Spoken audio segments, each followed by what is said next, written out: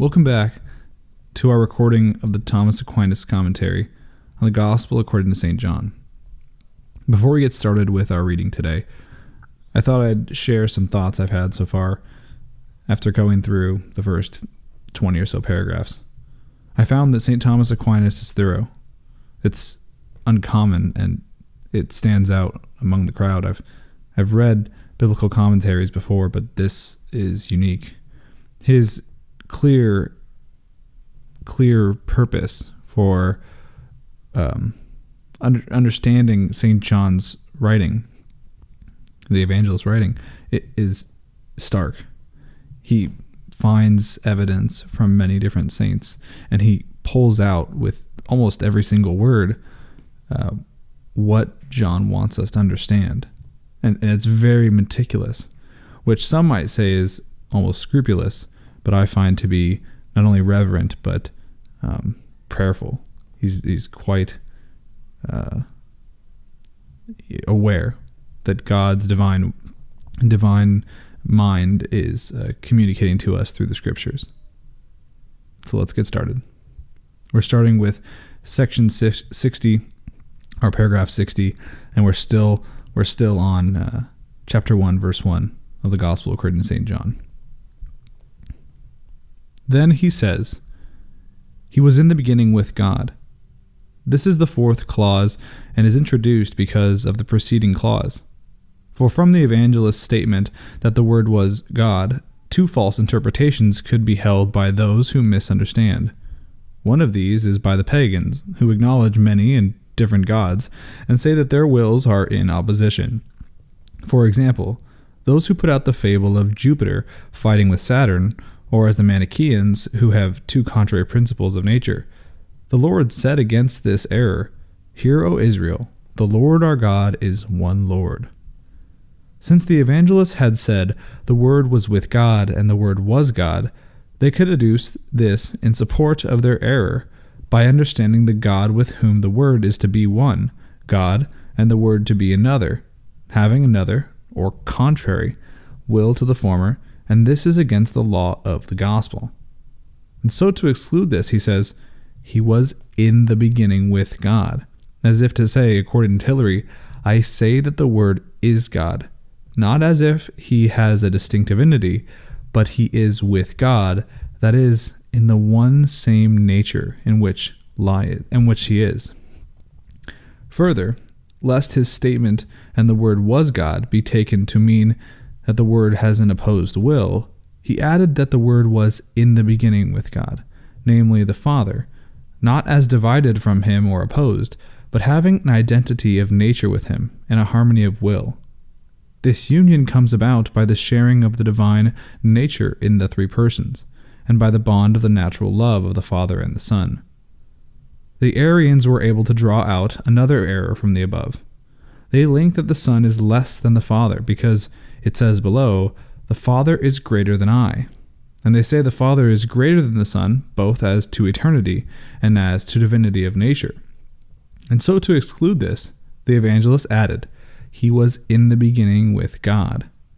For Arius admits the first clause, "In the beginning was the Word," but he will not add that principium should be taken for the Father, but rather for the beginning of creatures. So he says that the Word was in the beginning of creatures, and consequently is in no sense co-eternal with the Father. But this is excluded, according to Chrysostom, by this clause. He was in the beginning, not of creatures, but in the beginning with God. That is to say, whenever God existed.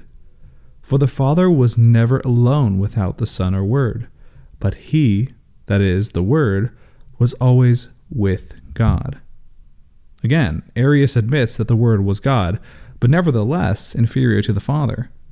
This is excluded by what follows. For there are two attributes proper to the great God, which Arius attributed solely to God the Father, that is, eternity and omnipotence. So, in whomever these two attributes are found, he is the great God, than whom none is greater. But the evangelist attributes these two to the Word. Therefore, the Word is the great God and not inferior. He says the Word is eternal when he states, "He was in the beginning with God."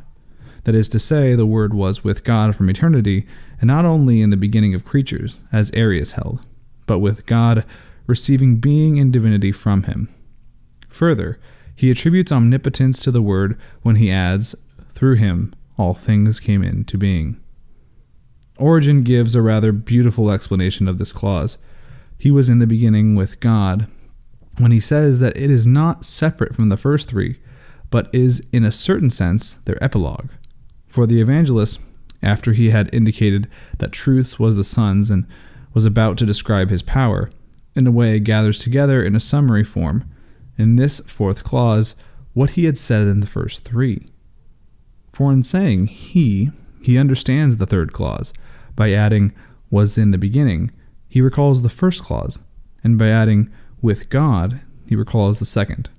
So that we do not think that the Word which was in the beginning is different than the Word which was God. But this Word which was God was in the beginning with God.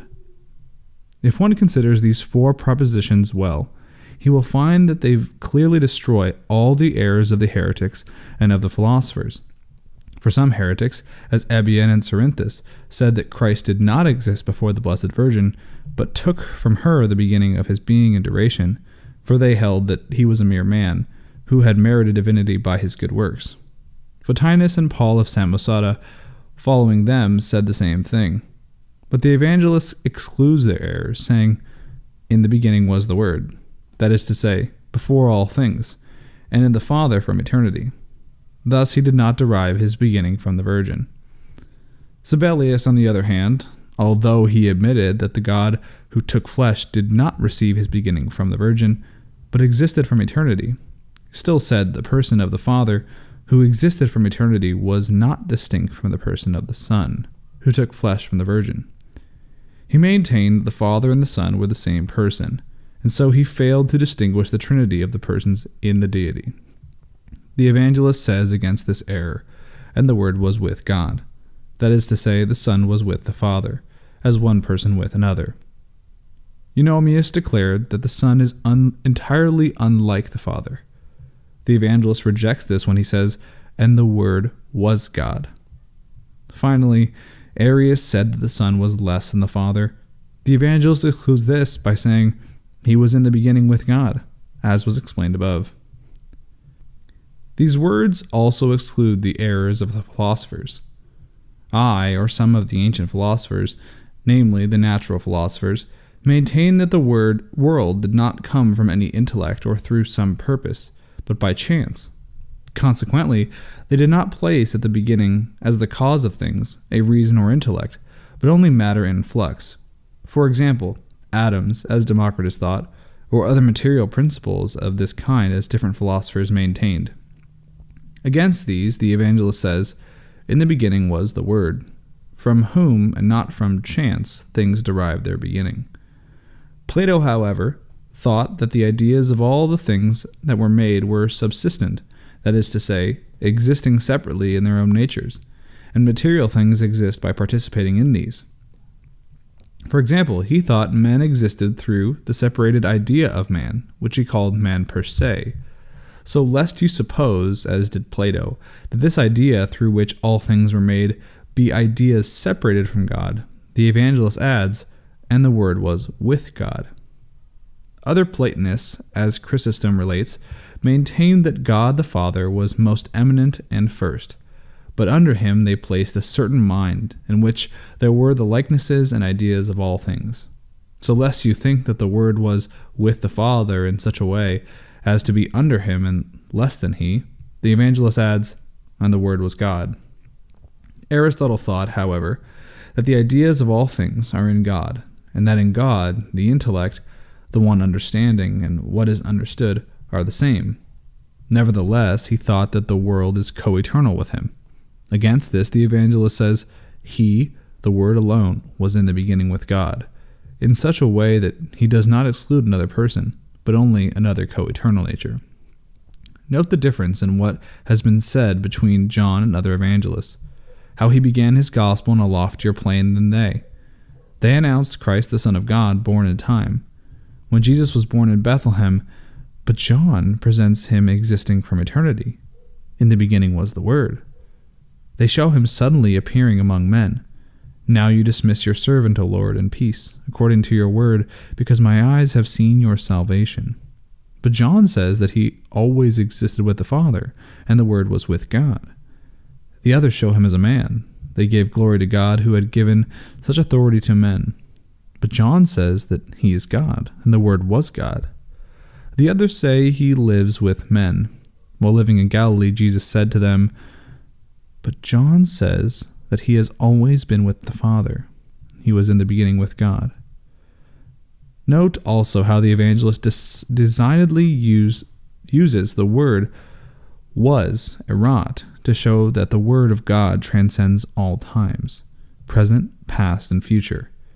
It is as though he were saying he was beyond time, present, past, and future, as the gloss says. This concludes Lecture 1 from the Thomas Aquinas Commentary on the Gospel according to St. John. We'll continue with Lecture 2 on our next episode. Thank you for listening. Ave Crux Spes Unica. Hail the cross, our only hope.